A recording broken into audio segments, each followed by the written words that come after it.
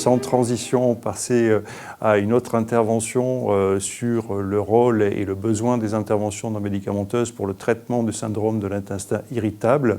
Résultat préliminaire d'une revue systématique, on l'a évoqué hier, de plus en plus d'études cliniques, d'études interventionnelles s'accumulent et l'idée est évidemment d'en faire une synthèse, la synthèse la plus explicite possible. Donc nous avons le plaisir d'accueillir Florent Amsalem et l'équipe de Lyon et l'équipe INSERM de Lyon pour nous présenter ces premiers résultats de la revue systématique qui est un énorme travail. Merci beaucoup à vous d'être là. Bonjour, merci monsieur le professeur. Donc Florent Amsalem, ostéopathe et doctorant en recherche clinique. J'élabore dans le cadre d'une thèse d'université donc une revue systématique de l'évaluation de l'efficacité des interventions non médicamenteuses sur le syndrome de l'intestin irritable. Donc revue dont je vais vous présenter les résultats préliminaires. Nous intéressons au syndrome de l'intestin irritable. Le syndrome de l'intestin irritable est le principal trouble fonctionnel intestinal. Le tableau clinique de ce syndrome est dominé par la douleur abdominale à laquelle s'associent des troubles du transit intestinal. Ce syndrome concerne 15% de la population mondiale et représente 30 à 50% des motifs de consultation en cabinet de gastro-entérologie. La particularité de ce syndrome, il est une maladie multifactorielle. Les troubles de la motricité au niveau de l'intestin grêle et du côlon sont à l'origine d'une accélération ou d'un ralentissement du transit. L'intestin est aussi souvent trop sensible à son contenu, d'où les sensations désagréables et d'inconfort qui ne sont normalement pas perçues. À ces troubles de la sensibilité présents chez 60% des malades, s'ajoutent parfois des anomalies des mécanismes de contrôle de la douleur viscérale au niveau du système nerveux central, ainsi qu'un déséquilibre dans la composition du microbiote. Cela complexifie ainsi la prise en charge des traitements médicaux standards et le service médical rendu par ces traitements médicaux standards qui ne sont à visée symptomatique est faible. Les patients se tournent ainsi vers des interventions non médicamenteuses et selon une étude américaine, 50% des sujets atteints du syndrome de l'intestin irritable utilisent ce type d'intervention, dont 59% de ce pourcentage ont recours ainsi à l'acupuncture. Alors, je vais vous présenter le protocole qui a été élaboré selon les lignes directrices PRISMA-P. L'objectif de la revue systématique est d'évaluer l'efficacité des interventions non médicamenteuses pour le traitement du syndrome de l'intestin irritable à court terme, 3 plus ou moins 1 mois, moyen terme, à 6 plus ou moins 1 mois, et à long terme, 12 plus ou moins 1 mois. Les études ont été sélectionnées selon des critères d'éligibilité. Nous avons inclus des études avec groupe contrôle, des essais contrôlés randomisés, des essais contrôlés non randomisés, des études de cohorte, des études cas témoins et études transversales. Chaque design d'étude doit être représenté par au moins 2 études dans le but d'être inclus dans cette revue systématique. Les études qualitatives, report de cas et série de cas, n'ont pas été inclus. Nous nous intéressons à une population d'adultes et d'enfants atteints du syndrome de l'intestin irritable, syndrome diagnostiqué ou non à l'aide des critères de Rome.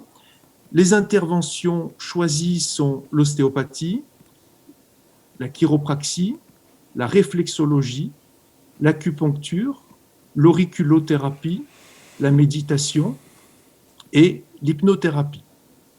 Les comparateurs sélectionnés sont des interventions fictives, des traitements standards ou une association des deux, et nous avons inclus des études dont le critère de jugement principal peut être un score de l'ensemble des symptômes gastro-intestinaux, un soulagement des symptômes et un score d'intensité de la douleur abdominale.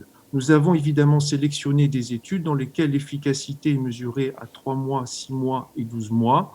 Et nous intéressons également aux abstracts de congrès et nous incluons des études publiées en anglais de 1990 jusqu'à aujourd'hui. La stratégie de recherche bibliographique a été élaborée avec l'aide de la documentation centrale des Hospices civils de Lyon. Les bases de données choisies sont Medline, Science Direct, le site de la Cochrane pour les revues systématiques, le Web of Science, Scopus et Wiley. La littérature grise a notamment été recherchée auprès d'agences gouvernementales. Pour les études en cours de réalisation, nous avons interrogé les plateformes Prospero Clinical Trial. Des listes de référence des études pertinentes ont évidemment été parcourues afin de tendre davantage vers une exhaustivité, et nous avons utilisé le logiciel Zotero comme outil de gestion des données bibliographiques. Concernant la stratégie de sélection des études, nous étions 2 examinateurs à filtrer indépendamment titres et résumés des 200 premiers articles générés par la recherche. Un coefficient kappa a été calculé pour déterminer un pourcentage de concordance entre 2 examinateurs, ce coefficient kappa étant égal à 0,86, ce qui m'a permis ainsi de poursuivre seul le screening. Nous avons procédé ensuite à une sélection selon le texte intégral, et les raisons d'exclusion des textes ont été indiquées sur le flowchart. Concernant l'extraction des données, nous avons utilisé une fiche d'extraction Cochrane. Nous avons notamment recueilli des informations démographiques qui sont l'âge, le sexe et la durée des symptômes. Nous intéressons à la conception de l'étude, à la nature des interventions et des groupes contrôle.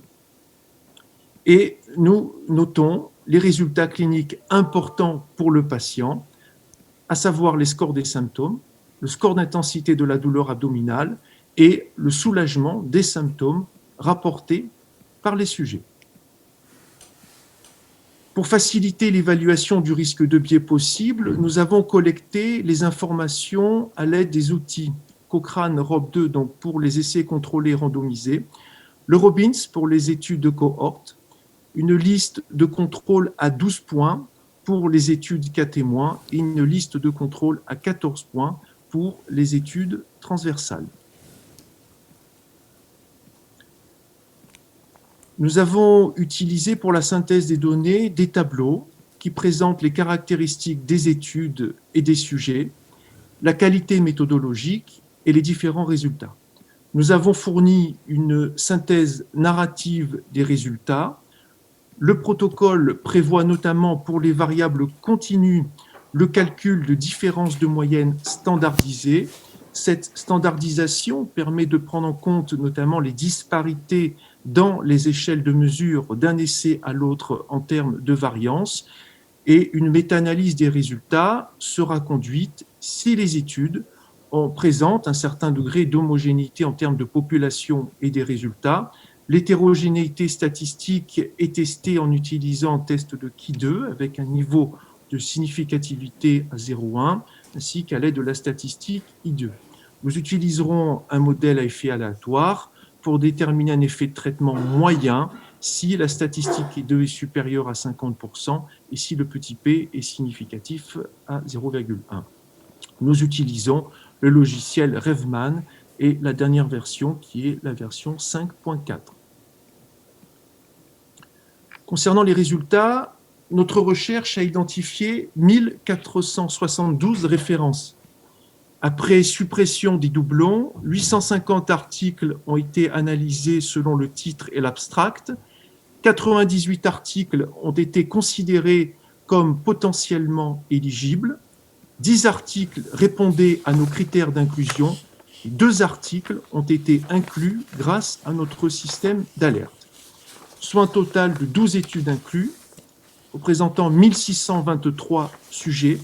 Toutes ces études sont des essais contrôlés randomisés avec groupes parallèles. Nous avons donc obtenu 4 études en hypnothérapie, l'étude Linfors, Roberts, Vleger et Flick.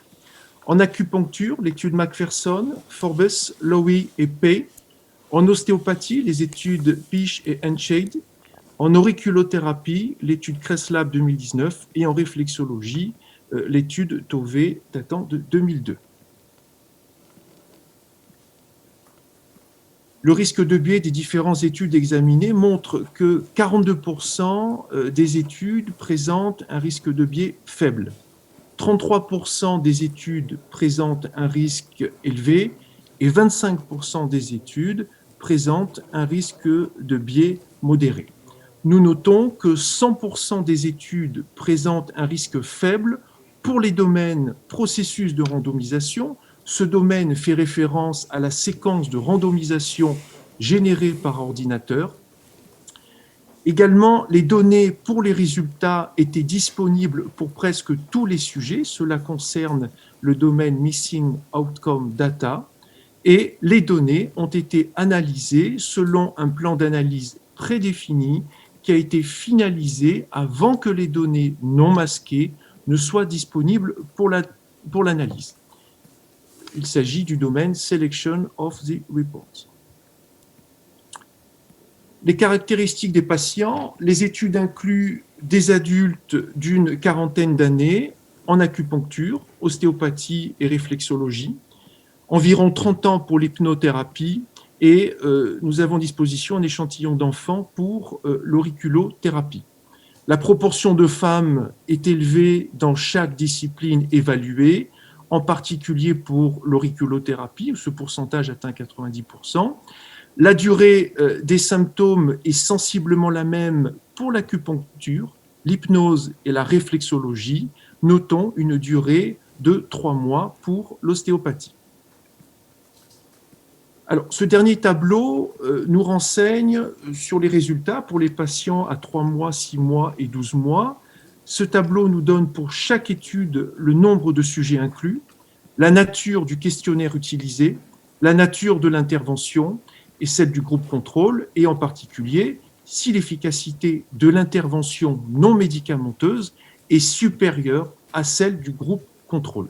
Un petit P en rouge en légende associé au signe plus est significatif, et le petit P en bleu associé au signe moins témoigne d'une différence non significative. Pour l'acupuncture, nous notons que 2 études utilisent le même questionnaire, le questionnaire IBS-SS, qui est un questionnaire spécifique et validé, récemment souvent utilisé en gastroentérologie. Ces études incluent un nombre de sujets assez important, en particulier pour l'étude PAY avec 519 sujets, Macpherson 233. Ce sont ces 2 études qui utilisent un traitement médical standard comme groupe contrôle.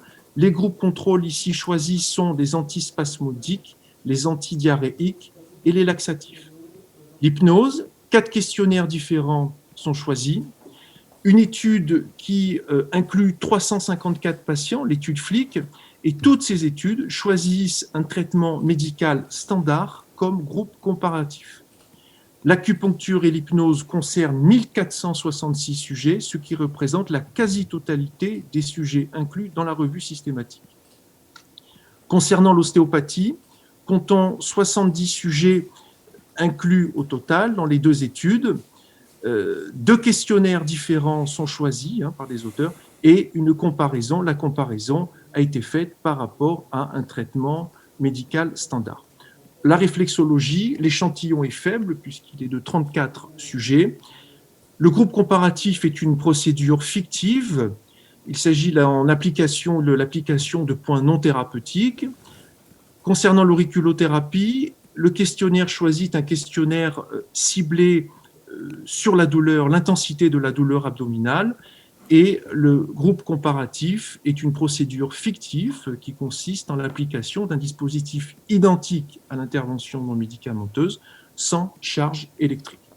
Alors, nous pouvons noter, en termes d'efficacité, qu'à 3 mois, il y a une supériorité de l'acupuncture sur les antispasmodiques, les antidiarrhéiques et laxatifs.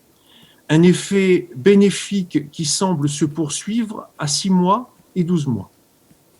À 3 mois, l'hypnothérapie montre une efficacité supérieure aux conseils diététiques et antispasmodiques, un effet qui peut se poursuivre également à 12 mois, Si l'efficacité est évaluée uniquement à 12 mois, c'est le cas de l'étude Vega, l'hypnothérapie est supérieure aux conseils diététiques et techniques de gestion du stress.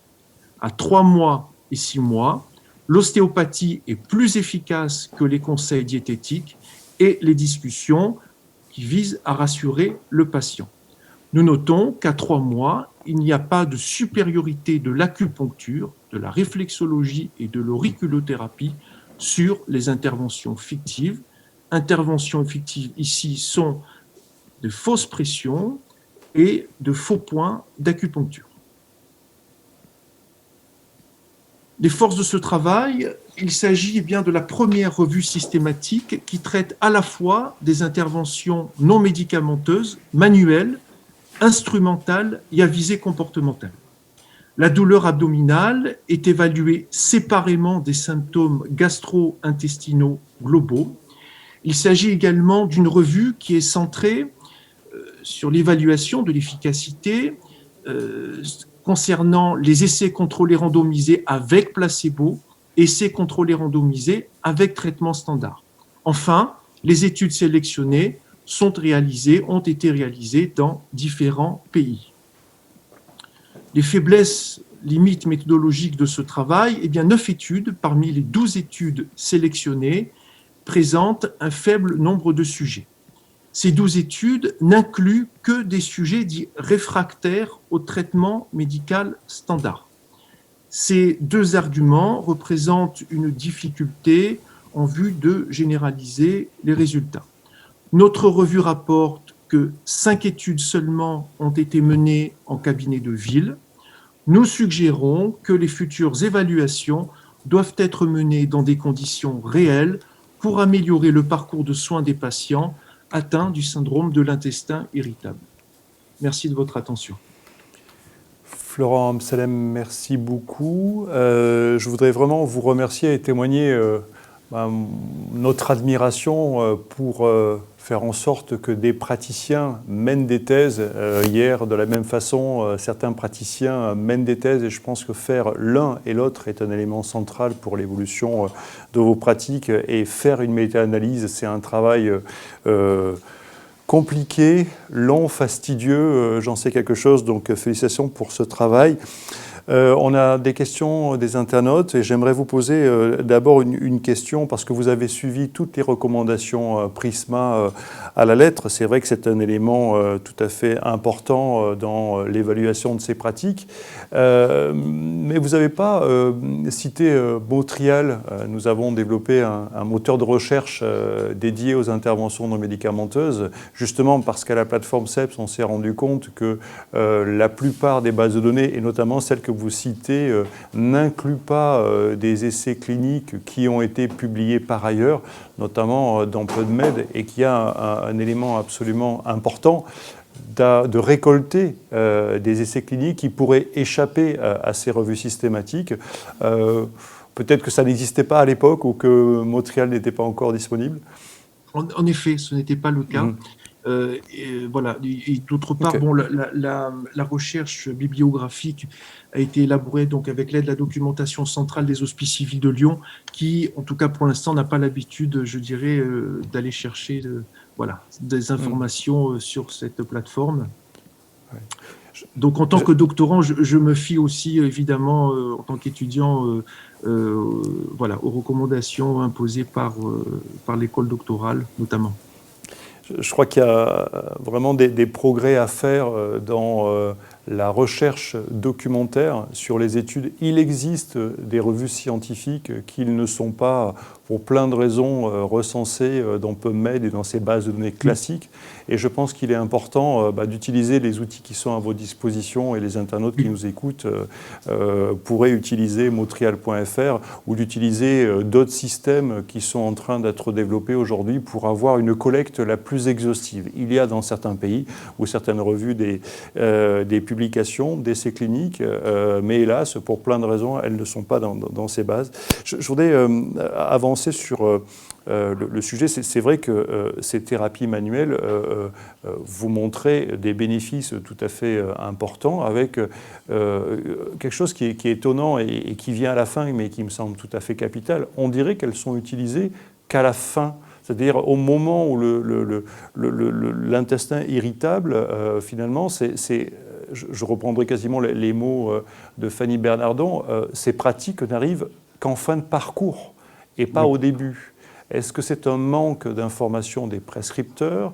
Est-ce que c'est un manque de clarification des praticiens? Est-ce que c'est un manque d'information simplement des patients? Pourquoi finalement ces pratiques n'arrivent qu'à la fin? Alors, il est vrai que le syndrome de l'intestin irritable est reconnu en tant que véritable entité pathologique finalement depuis seulement quelques années. D'une part, nous savons que le traitement médicamenteux aujourd'hui est surtout à visée symptomatique et qu'il n'a que peu d'efficacité sur ce genre de pathologie. Malheureusement, les interventions non médicamenteuses aujourd'hui, en tout cas dans le cadre de la prise en charge du syndrome de l'intestin irritable, sont peu connues. Des patients, en tout cas déjà dans un premier temps, plusieurs médecins comprennent leurs limites face à la prise en charge de ces patients, de ce syndrome, de ce trouble chronique, je dirais, et eux-mêmes ont tendance davantage à orienter auprès donc des interventions non médicamenteuses, sans connaître véritablement les mécanismes d'action de ces interventions non médicamenteuses. Donc, il reste encore tout à faire dans ce domaine, en particulier pour comprendre quels sont ces mécanismes d'action et notamment évaluer l'efficacité des interventions non médicamenteuses, en particulier sur l'intensité de la douleur abdominale. Je rappelle que cette douleur abdominale domine le tableau clinique. Très bien, merci beaucoup. Une question de Michel Niquet-Pachou autour de la différence homme-femme. Y a-t-il des liens particuliers? Y a-t-il des observations spécifiques? Je cite, les femmes consultent et consomment peut-être plus de soins conventionnels. Est-ce que vous avez observé des choses spécifiques à ce sujet? Oui, tout à fait. Alors, dans un premier temps, nous ne savons pas pourquoi les femmes sont plus touchées que les hommes pour le syndrome de l'intestin irritable. Elles sont touchées 2 à 3 fois plus que les hommes. Les femmes ont recours, un peu plus, je dirais, aux interventions non médicamenteuses. Peut-être, je ne sais pas, est-ce qu'il s'agit, il faudrait étudier ça. Nous n'avons pas encore de réponse véritable par rapport à ça. En tout cas, concernant le syndrome de l'intestin irritable, les femmes étant touchées 2 à 3 fois plus que les hommes, nous voyons en cabinet, dans le cadre des interventions non médicamenteuses, évidemment plus de femmes que des hommes. Voilà. Très bien. J'ai noté que vous aviez uniquement gardé dans votre méta-analyse les essais randomisés contrôlés. Est-ce que si vous aviez ajouté les essais contrôlés, puisqu'on est en train de faire des recommandations pour dire que finalement, faire une évaluation avant-après, une évaluation qui va être contrôlée et déjà des éléments supplémentaires, est-ce que la quantité d'études à votre disposition aurait été bien plus conséquente et vous auriez pu avoir plus de données ou finalement ça ne changeait pas grand-chose, il y avait essentiellement des essais randomisés contrôlés sans avoir des essais contrôlés? En hypnothérapie, il existe de nombreux essais contrôlés, non randomisés, autrement dit études avant-après. Évidemment, les informations, d'autres informations en provenance notamment d'études non randomisées pourraient être tout à fait pertinentes dans le cadre de cette évaluation. C'est certain. Voilà. Donc nous, étant donné que les critères d'éligibilité de notre étude nous a permis de sélectionner des essais contrôlés randomisés, en tout cas uniquement, nous faisons avec. Voilà. Mais nous avons conscience en effet qu'il est possible, il aurait été possible d'inclure des essais non randomisés. Est-ce que la publication est en cours? Vous l'avez soumis? Le travail en est Alors, où?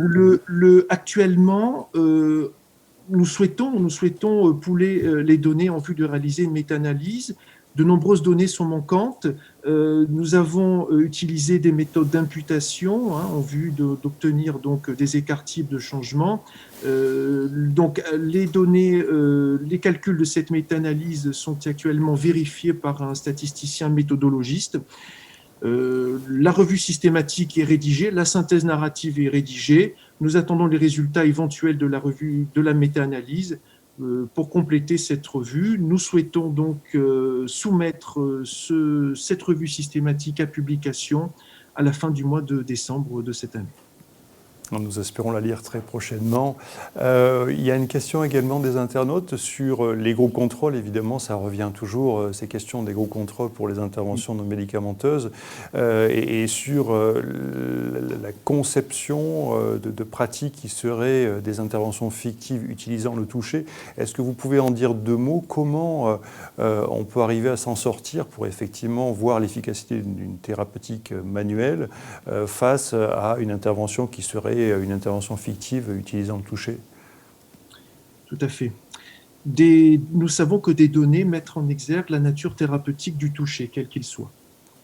À partir de là, il est judicieux de penser, de concevoir que choisir un placebo manuel, par exemple, choisir un placebo manuel en tant que groupe comparatif ne serait peut-être pas approprié.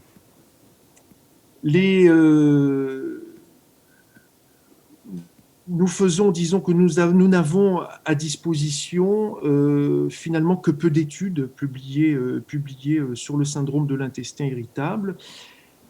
L'objectif de ce travail de thèse est évidemment de concevoir une revue systématique pour dresser dans un premier temps un état de l'art sur ce qui se fait, je dirais, dans le cadre de l'évaluation des interventions non médicamenteuses pour le traitement du syndrome de l'intestin irritable. Nous espérons que les conclusions de cette revue systématique et peut-être méta-analyse nous permettront de proposer par la suite, et c'est le deuxième papier de ma thèse, une nouvelle méthodologie de recherche, si je puis dire, pour évaluer en particulier l'efficacité de l'ostéopathie sur le syndrome de l'intestin irritable. Donc, évidemment, nous nous intéressons beaucoup à l'intérêt d'utiliser un placebo, du moins une thérapie fictive, dans ce type d'intervention. La communauté sera très intéressée pour suivre votre deuxième papier et votre deuxième étude, parce que c'est effectivement un élément important de concevoir des études de qualité. Et encore une fois, je voudrais peut-être citer, j'ai l'habitude de citer Daniel Schwartz, mais en parlant en 1986 qu'on ne pouvait pas évaluer ces pratiques. Non, c'est juste qu'une question de volonté de le faire et de courage de faire ce genre de travaux tels que vous le faites en collaboration avec des équipes INSERM, pour arriver à dire qu'on peut le faire. Il faut simplement trouver les bonnes méthodes. Elles existent. Ce n'est pas des questions de méthode, c'est des questions véritablement de courage et potentiellement de temps, de disponibilité, de ressources et de financement autour de ces interventions non médicamenteuses. Je n'aurai pas la possibilité de vous poser les questions sur et d'autres interventions non médicamenteuses. On pourrait parler notamment des compléments alimentaires ou des aspects alimentaires. On aurait pu l'évoquer. Je vous remercie infiniment d'avoir présenté dans des conditions évidemment qui sont un petit peu précaires. C'est la première fois qu'on fait ce congrès de façon virtuelle. Je vous remercie infiniment François Amsalem et évidemment nous vous souhaitons tous une bonne chance et de bonnes chances pour votre thèse. Merci infiniment.